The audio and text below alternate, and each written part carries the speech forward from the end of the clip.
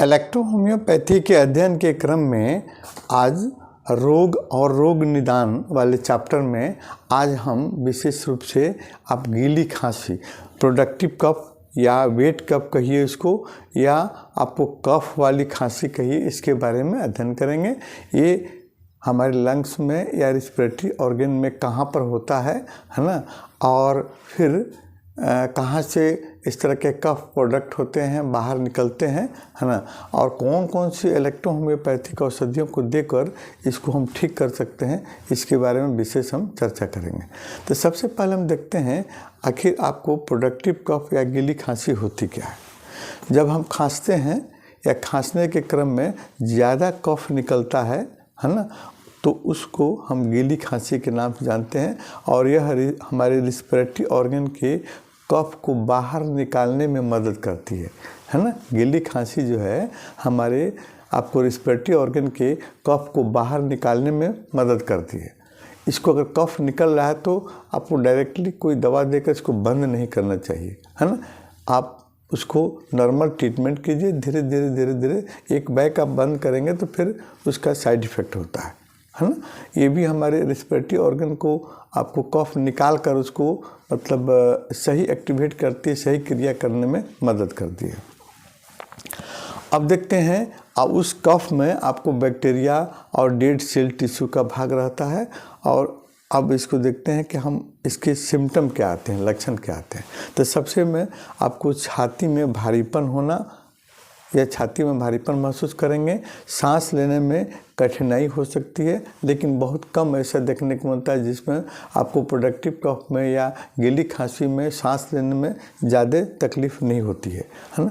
कभी कभी नाक बहना, नाक का बलगम, आपको बार बार गले में ड्रॉप होना, गिरना, है ना। बलगम और कफ, है ना, दोनों अलग अलग आपको हैं, लेकिन मानने के लिए एक रहते हैं, लेकिन कुछ वैज्ञानिक पहलू पर हम जब अध्ययन करेंगे तो दोनों अलग अलग होते हैं। अगले हम शॉर्ट वीडियो में इसके कफ और आपको फिर बलगम के बारे में हम एक शॉर्ट वीडियो बनाएंगे, उसको आप देखेंगे, है ना।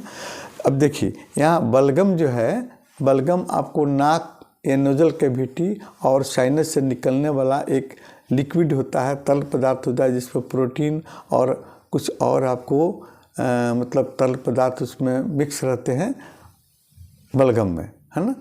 तो कभी कभी नाक से बलगम को बार बार गले में गिरना भी प्रोडक्टिव कफ यानी कफ का यानी आपको गीली खांसी का कारण बनता है। ये लक्षण देखने को मिलता है। कफ का रंग पीला होना या सफ़ेद होना, हरा भी हो सकता है, लाल भी हो सकता है। तो अगर लाल है तो इसका मतलब है कि आपको कफ में ब्लड की कुछ अंश आ रहा है। हरा आ रहा है तो सेल टिश्यू के डैमेज होने के चलते आपको मतलब उस कफ का रंग हरा हो जाता है ना। और कान में आपको सिम्टम में छाती में घरघराहट होना, है ना, और फिर कभी कभी कफ में ब्लड आना, है ना। ये सब सारे सिम्टम देखने को मिलते हैं आपको प्रोडक्टिव कफ यानी गीली खांसी में। अब इसका हम फैक्टर देखेंगे, कारण देखे हैं कौन कौन कारण से हो सकते हैं। लोअर रिस्पिरेटरी ऑर्गन में बैक्टीरियल या वायरल इन्फेक्शन होना।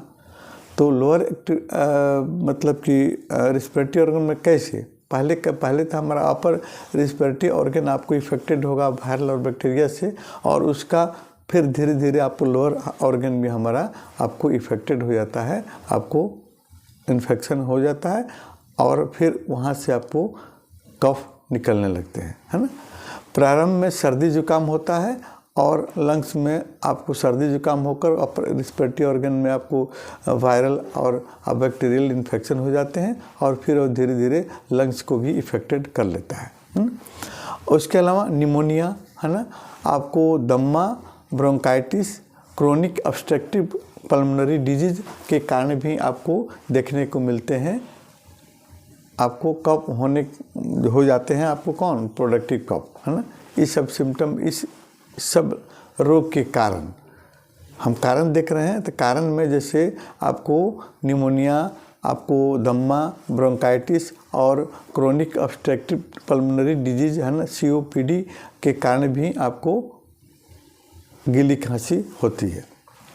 उसके अलावा गैस्ट्रोइसोफेजियल रिफ्लक्स डिजीज, जो हम भोजन करते हैं तो स्टमक में जाता है, उसमें एसिड वगैरह रहता है और एंजाइम रहता है, उसके मतलब रिफ्लेक्स होने, ऊपर आ जाने, भोजन नलिका में आ जाने के चलते भी कभी कभी आपको प्रोडक्टिव कफ का मामला देखने को मिलता है ना।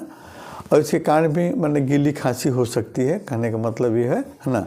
और सबसे इम्पोर्टेंट, जैसे मानते हैं स्मोकर है, सिगरेट स्मोकिंग करते हैं या धुआं आप ग्रहण करते हैं या तंबाकू से धुआं लेते हैं, तो फिर उस परिस्थिति में आपके गला खराब हो जाता है और लंग्स भी आपका, फेफड़े लंग्स का भी नुकसान होता है ना। तो फिर आप गीली खांसी के आपको सिम्टम देखने को मिलते हैं। इसके कारण भी एलर्जी, विभिन्न तरह के एलर्जी होने के चलते भी धीरे धीरे आपको upper respiratory organ, lower respiratory organ आपको इफेक्टेड हो जाते हैं और फिर इसमें आपको पतला लसदार कफ निकलते रहता है और खांसी, अब गीली खांसी हो जाती है। अब हम देखते हैं कि हम इलेक्ट्रो होम्योपैथ में कैसे गीली खांसी का ट्रीटमेंट करेंगे। चलिए, तो सबसे पहले हम एक मिक्सचर देंगे। मिक्सचर होगा P1 या P3 या P4, है ना। ये आपका सिंगल P ग्रुप की औषधियाँ, 4 औषधियाँ हैं ना, 3 औषधि को आप दे सकते हैं। कभी कभी चौथी औषधि की भी आवश्यकता पड़ती है, P4 की भी आवश्यकता पड़ती है ना। क्योंकि आपको जब भी हम देखते हैं, ज़्यादातर आपको प्रोडक्टिव कफ उन व्यक्ति को होता है जो ज़्यादा कमज़ोर होते हैं या बूढ़े होते हैं, उन लोगों को ज़्यादा देखने को मिलती है। तो उस परिस्थिति में आप P4 का प्रयोग करेंगे इसमें सिंगल, है ना। या अब लेडीज़ है या बच्चे हैं तो उनमें आप P3 का प्रयोग करेंगे सिंगल, या आप P1 का एडल्ट में, युवावस्था में अगर उस तरह के कफ देखने को मिलते हैं तो फिर आप P1 का प्रयोग करेंगे। बस 3 औषधि में कोई एक हम लेंगे और इसको आप D5 या आपको 10th, है ना, में आप इसका मिक्सचर दीजिए, है ना। कफ आसानी से आपको आराम होगा। पहला नंबर। अगर इस पेशेंट को अगर बुखार हो जाता है तो फिर आप दूसरे नंबर में इस मिक्सचर में आप F1 जोड़ दीजिए, है ना। इसको F1 को भी आप 5th डाइल्यूशन में जोड़िए, है ना। अगर इस पेशेंट को, है ना, ओल्ड क्रोनिक अवस्था है, पुरानी आपको गीली खांसी है, तो C ग्रुप के औषधि आप C13, है ना, C13, C1 या आपको C13 को आप इसमें ऐड कीजिए, है ना।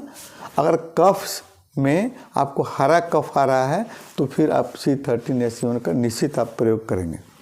और ग्रीन इलेक्ट्रिसिटी का, है ना, ग्रीन इलेक्ट्रिसिटी का, जब अगर कफ आपको अगर हरा आ रहा है, ग्रीन रंग का आपको कफ आ रहा है, तो उसमें G का आप प्रयोग करेंगे। इन केस कफ में ब्लड आ रहा है ना, ब्लड आ रहा है, तो फिर आप क्या करेंगे, उसमें A ग्रुप की औषधि, अगर ब्लड आ रहा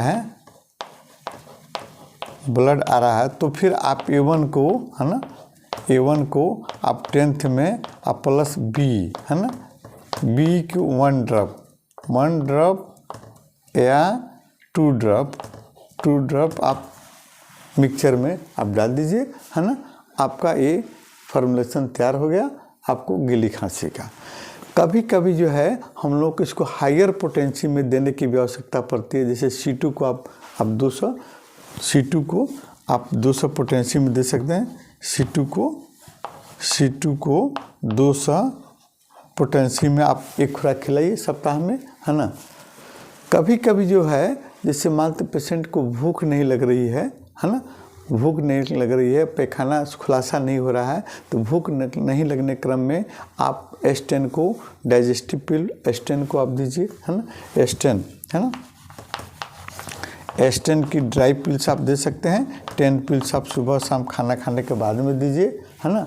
और S1 को भी आप यूज कर सकते हैं, खाना खाने के पहले आप दीजिए। रात में आप S का प्रयोग कर सकते हैं, है ना। कभी कभी जो है चेस्ट रीजन पर आपको कंप्रेस या ऑइंटमेंट लगाने की भी ज़रूरत पड़ती है। जैसे आपको A2C5G का है ना, आप कंप्रेस लगा सकते हैं, है ना, आपको कफ को रोकने के लिए, है ना। इन सभी औषधियों को हायर पोटेंशियम, हायर डाइल्यूशन में, सॉरी पोटेंशियम मत क्या, हायर डाइल्यूशन में आप 30 डाइल्यूशन में, 200 डाइल्यूशन में भी आप प्रयोग कर सकते हैं। आपको बहुत लाभ देखने को मिलते हैं, है ना। मैं अपने प्रैक्टिकल लाइफ में आपको 200 को देता हूँ बच्चों को मैं, है ना, या 30 देता हूँ, और सियाने लोगों में भी आपको इसका हज़ार तक मैं प्रयोग करता हूँ। इंजेक्शन नंबर देखिए, अब इंजेक्शन नंबर कौन सा इसमें हम प्रयोग करेंगे, है ना।